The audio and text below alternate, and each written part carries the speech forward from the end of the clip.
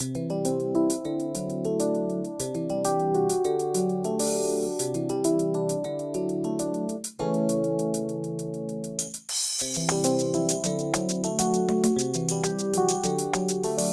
watching CalTv. Good afternoon and welcome to CalTv. Thank you for joining us. I'm Jim Caselli. On today's show, we have some Cal Learning Center updates. The FLC has 2 videos for us. David Tsymbal is here to talk about the Cal Request for Change form, and we have some information about the accounting, book of record, cutover dates, and transaction submission deadlines for July processing. Let's get started with some new and updated training content that's recently been added to the Cal Learning Center. Job aids and materials. Cal 037, reconciling submodule accounting entries to the general ledger. Cal 095, resolve journal edit and budget check errors.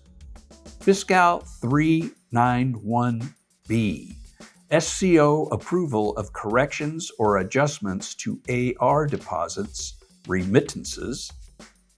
Cal 391D, SCO approval of AR deposits, remittances on AR customer item payments. Cal 391E, SCO approval of advance and uncleared collection distributions for AR deposits, remittances. Cal 440, Cal PFA functionality. Cal 552, access certification procedure, and create requisition infographic have all been updated. Online classes. Know Your Roles is new. Video classes. CalTv episode 76, April 30th, 2026 is new. You can find all of this information in an email that was sent on Friday, June 5th. You can also log into the Cal Learning Center at the address on your screen and click on the See What's New tile to see the list of updated information. Link and login information. The FLC is limited to authorized users. Please log in using your Cal credentials. You can access the Cal Learning Center at the address on your screen. If you have any questions, please contact the Cal Client Training section at Cal Learning Center at fiscal.ca.gov. The FLC has 2 videos for us this month. Let's take a look at the first one.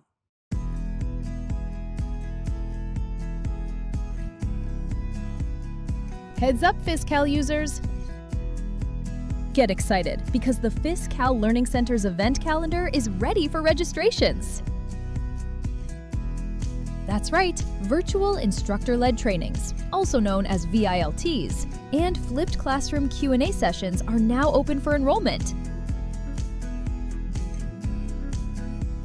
To register for a session or sign up for a course, log into the Cal Learning Center, or FLC. You can access the events calendar or browse training. In addition to our virtual instructor-led trainings, we offer flipped classroom curriculums. Flipped classrooms are self-paced, fully online versions of all the content you can find in VILTs. But you can do them in your own time and at a pace that works for you. The FLC offers a number of flipped classroom courses, including AP 1003, Voucher Processing, and PO 1001, Requisition Functionality, and more. Make sure to follow your department's training policy prior to registering for a class. Once approved, you'll get a confirmation email with everything you need to know to access your training. So, what are you waiting for? Enroll today. Spots are limited, and you don't want to miss this awesomeness. If you have any questions, please submit a ticket to the FizCal Service Center.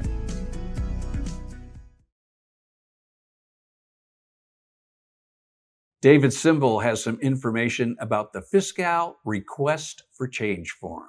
Here's David. David, welcome. For those users out there that have never seen you on CalTv, let's get started with some of your background. Sure thing, Jim. So I've been working with the Department of FizCal for around 7 years, if not a little more. And the majority of that time, I've been with our FizCal Service Center division, working with user requests and assisting with IT help as well as password resets. And you're here today to talk about a request for change form. Fill us in. Yes, a request for change, or RFC form for short, must be submitted when requesting an enhancement to a system, a new interface, or assistance with robotic process automation. Can you give us some examples of when an RFC form is needed? Sure thing. Some examples of requests that would need an RFC would be a new query, as this would be considered a system enhancement, as well as mass liquidation encumbrances or closing POs. This can be done via robotic process automation, and finally configuring a new interface, such as the inbound labor distribution timesheet interface. And where can users find the RFC form? The online RFC form can be located in the ServiceNow self-service portal under the Quick Links section. Additionally, an Excel version of the RFC form is available in the FizCal Service Center page under the Additional Resources section. The Excel RFC form can be emailed directly to the FizCal Service Center at fiscal.ca.gov, along with the corresponding departmental authority or designee approval. And I understand the form is pretty user-friendly. Correct. For convenience, the online RFC form streamlines the submission process by asking if you already have an existing case. If so, the RFC form will be linked to that case. Otherwise, a new case will be created for your request. The fields on the form will include a title for the request, a description, business reason, impact to a statute, regulation, constitutional mandate, legal requirement, and more. Please ensure to fill out the form with ample detail. We prefer to have as much information from the beginning so that our analysts can assist you with minimal back and forth. Prior to submitting your request, please ensure documentation of DAD approval has been attached.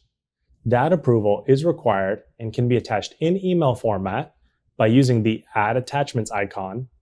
However, if a DAD is submitting the RFC form, then no additional approval is required. We hope you have minimal difficulties with this process. And as always, with any issues or questions, reach out to the FizCal Service Center at fiscalservicecenter@fiscal.ca.gov. And David, I recently had to send an RFC form to one of my departments, and they were really impressed with how easy it was to fill out the information. Good, we're really happy to hear that. We really strive to make sure that the majority of our forms and processes are as user-friendly and as easy to do, while still remaining up to the legal standards. David, as always, thanks so much for being with us and for all of your helpful information. Always a pleasure, Jim. When David was here recording his RFC segment, we were chatting about tickets, and it reminded me of a segment we did a while back about the life cycle of a ticket. We'd like to share that segment with you once again. David, how many tickets does the FizCal Service Center receive each day? Jim, that number can vary. We can receive anywhere from 150 to 300 tickets per day. Now, that's a lot of tickets. Tell us, how long does it take to process each one of those tickets? Well, Jim, that can vary as well.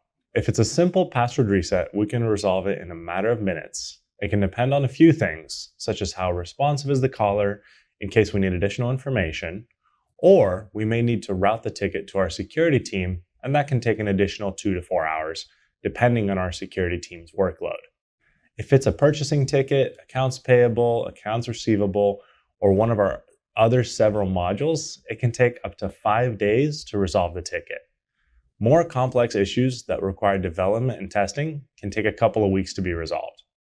When our FizCal Service Center team receives a ticket request through the ServiceNow self-service portal, what is it that you see and do on your end?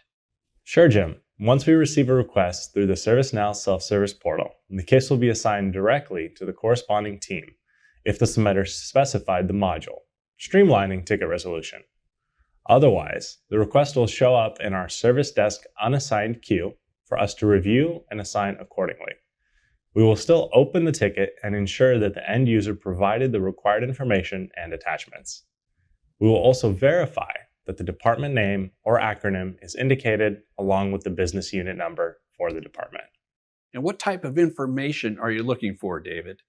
Great question, Jim. We're looking at several key indicators when reviewing the self-service ticket. We're looking to see the brief description of the issue the end user is having, the application that is impacted. Is it in PeopleSoft, Hyperion, Business Intelligence, Fiscal Learning Center, or CalTv Procure? We're also looking at the impact field. Is it a single user that's impacted? Is it some users, most users, or everyone at their department? And can the end user provide a description of the problem? Most definitely, Jim. There's a section where end users can include detailed information of the issue they are having. They can provide us with the steps they have taken, the names of the reports they're having issues with, and any additional information that can help us determine what the issue is. And David, is it important for the end user to include a screenshot when submitting a self-service ticket? Absolutely. If the end user includes a screenshot of the entire page that they are needing assistance with, it can save us and the end user a lot of time with us helping to resolve the ticket. And how's that, David? Well, Jim, oftentimes we need to see exactly where within the PeopleSoft application the end user is having an issue. If you have a screenshot, then we can see the module they're having the issue in, and we'll route the ticket to the appropriate team, saving the customer time. And when our analysts are communicating with the department, how do we know that it's okay to resolve the ticket? That's easy, Jim. Our analysts will provide end users with a solution or further guidance for the issue that they are having.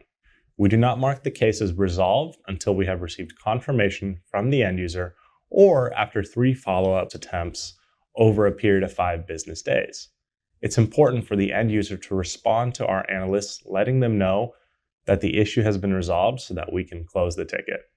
And I believe that the end user will receive a survey at the end once a ticket is resolved. Is that right? That's right, Jim. Once the case has been resolved, the end user will receive an email confirmation notifying them of the resolution. At the bottom of this email, end users have the opportunity to participate in a brief survey to share their feedback on our department's performance and their overall customer service experience. The FLC has another video for us. Here it is.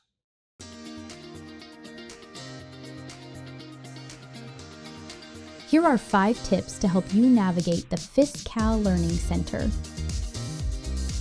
Do you want to navigate the FLC like a pro? Here are 5 tips to help get you started. Tip number 1, search in the right place. The global search function yields results of every training type available to you and can be filtered by hovering over each icon and clicking the one you want. Tip number 2, launch your training. If you took a break from training, you may see a Mark Complete button when you return. To pick up where you left off, simply click the drop-down arrow and select Launch. This allows you to continue the training without having to start over. Tip number 3, make your own playlists. Playlists are a great way to organize related trainings, the same way a musical playlist keeps genres of songs together. Tip number 4, content is grouped by curriculum. Once you've tried the global search function, you can filter your results by curriculum for easier access.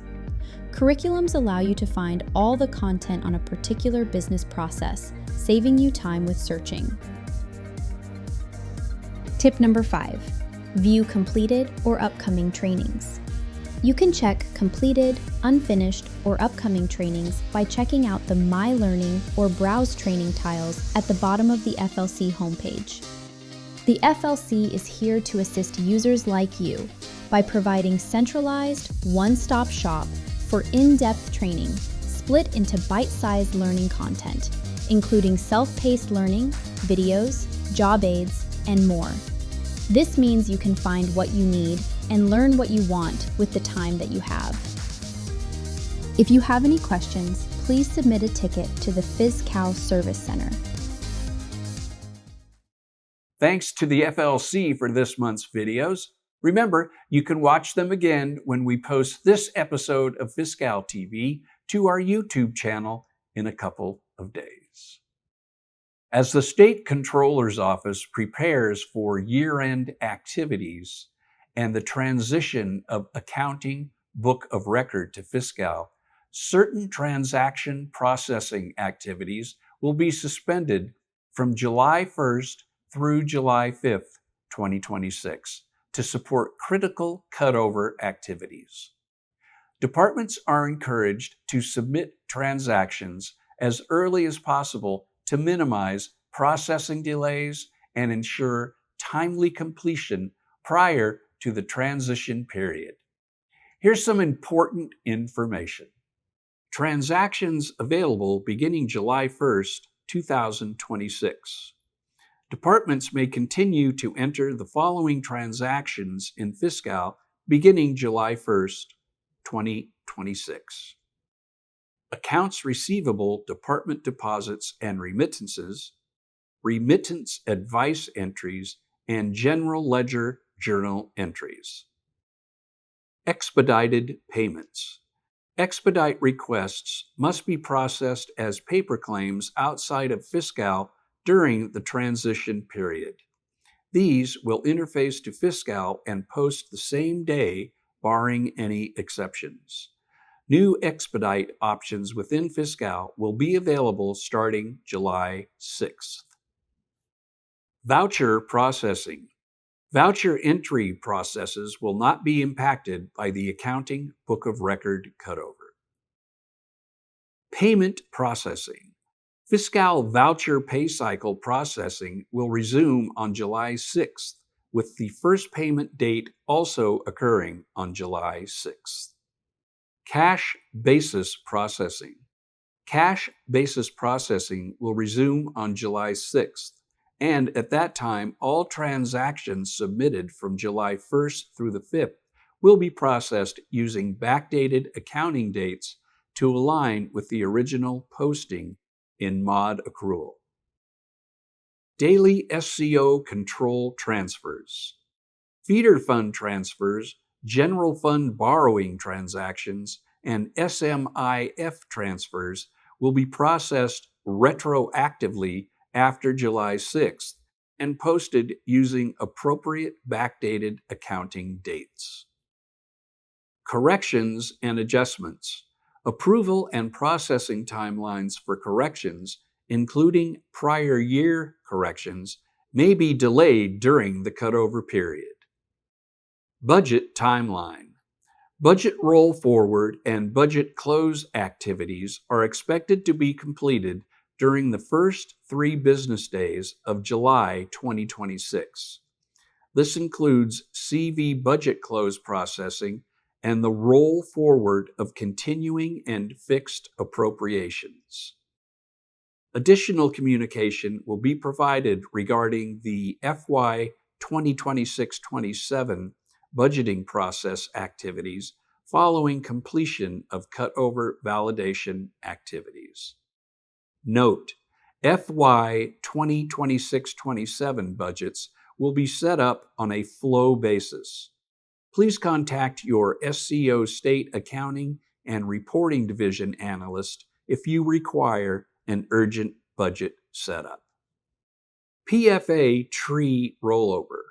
PFA tree rollover activities may be delayed based on the budget setup timeline. Action required. 1. Ensure awareness that voucher payments will not be issued until pay cycle processing resumes on July 6, 2026. 2.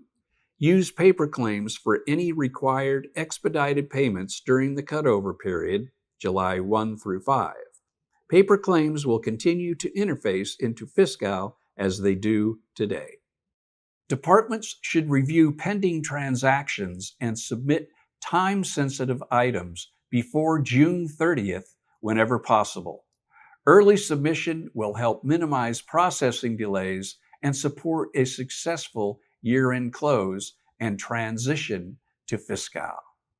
We appreciate your cooperation and partnering during this important milestone.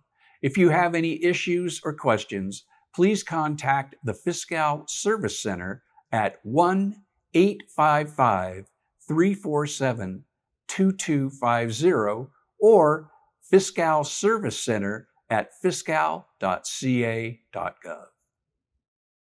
That's our show for today. I'd like to thank David Tsymbal for being with us, and a special thanks to the FLC for the 2 videos they provided. As always, I'd like to thank you for watching. If you would like to see this or any of our Fiscal TV episodes, you can find them on our YouTube channel. Don't forget to let your colleagues know about us. And from everyone here at Fiscal TV, thank you for joining us, and we'll see you in July on our next edition of Fiscal TV.